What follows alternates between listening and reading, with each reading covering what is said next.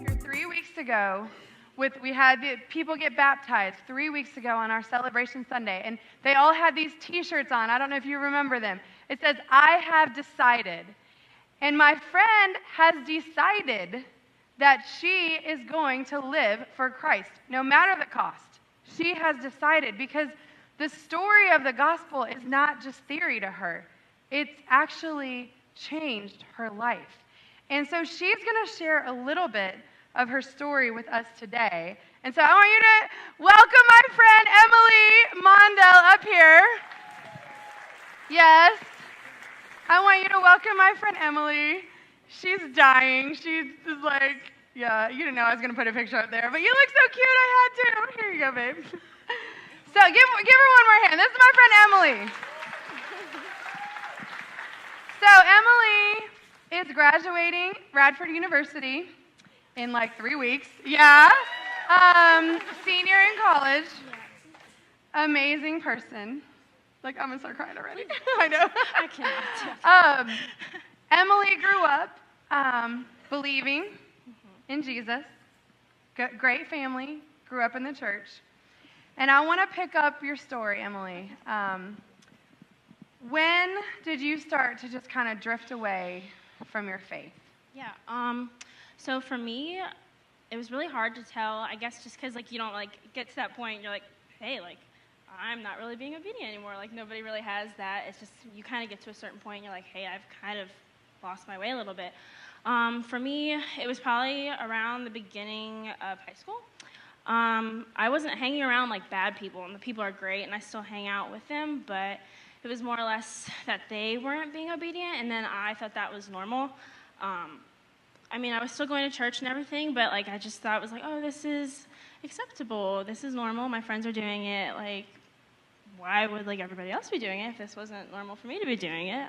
So it was probably around the beginning of high school that I started veering off into just wrong things. So beginning of high school, so then come to college, and talk about a little bit about the temptations that you faced at college and still face as a college student. Yeah. So, obviously, most of us here have been to college. So we know, obviously, the stereotypical college stories, just the excessive drinking, and then the random normalcy of hookups and just stuff like that. Obviously, that was really evident, and anybody who goes to Radford knows that that's a really big party community, and every college is, but obviously having to battle through that, and obviously I fell to a lot of those things, and that took a lot for me to get back up from those, but it made me stronger. But I know that it's not just me that has to deal with that. It's everybody else that I go to school with too, that I see that they deal with these things. So. Yeah. So then what happened about a year ago, before we became Facebook friends? What happened about a year ago in your life? What were the circumstances? What did God do? Yeah, so I just had gone through a really tough season a couple months before that, and my roommate, Mallory, at the time, she always left on Sundays, and I never really asked her, hey, where are you going? But one day I decided, I was where do you go on Sunday mornings? You're just, gone for a couple hours, and you come back, and, you look really nice when you leave. So she was I go to church. And I was like, what? You go to church? And she was like, yeah. And she was like, you should come with me. So me and then all my roommates came. Mallory brought us. And just even before that, every time I would just step foot into a church during worship, I would just feel serious conviction. I'd be a mess, just crying. So I was trying to keep it together during worship when Mallory brought me, so my friends didn't think I was crazy, or anybody here that had just been coming for the first time. But so I came with Mallory, and that obviously changed everything for me. I ended up leaving that service, and obviously there was something on my heart that was really important. They played the song Reckless Love of God, which I'm sure that a lot of you guys know. And I don't think that I knew the extent of the impact that song would have on my life.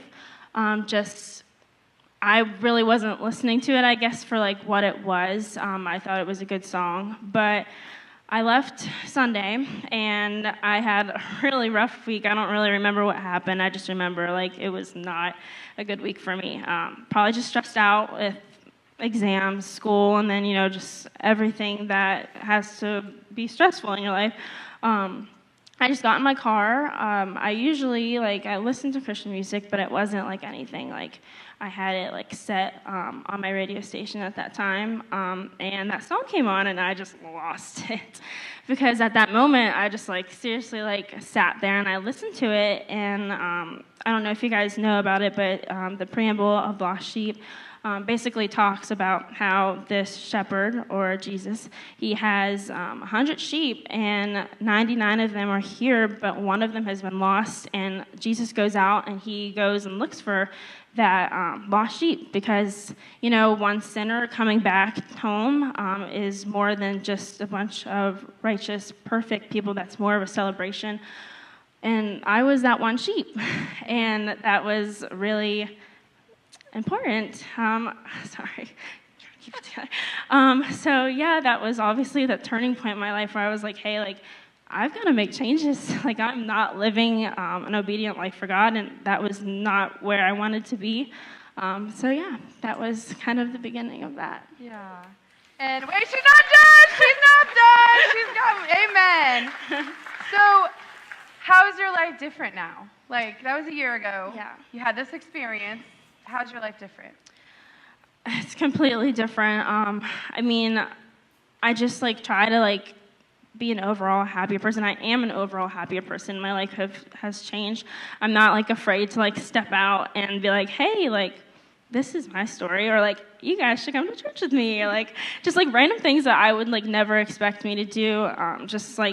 For example, I was telling you, just one night I walked into a fraternity house, and there was somebody's mom who was there, and she was talking to me, and she had a lot of stuff on her heart, and I was like, can I pray for you? A year ago I never would have even thought about doing that, or even done that. So just I just try to be this light, and just a good person, so that when I'm around people, and even if they don't believe, that they see that there's something about me and the goodness of my heart, and that's not me. Yeah. I am being that light for God, but Amen. They see that that's something else, and that's Jesus. So. Amen. I don't know how many of y'all have brought a prayer meeting to a fraternity house, but my friend Emily has, and my last question for Emily is, why in the world are you willing to get up here in front of all these people, in front of a bunch of your sorority sisters and your family? Why are you willing to get up here today and share your story?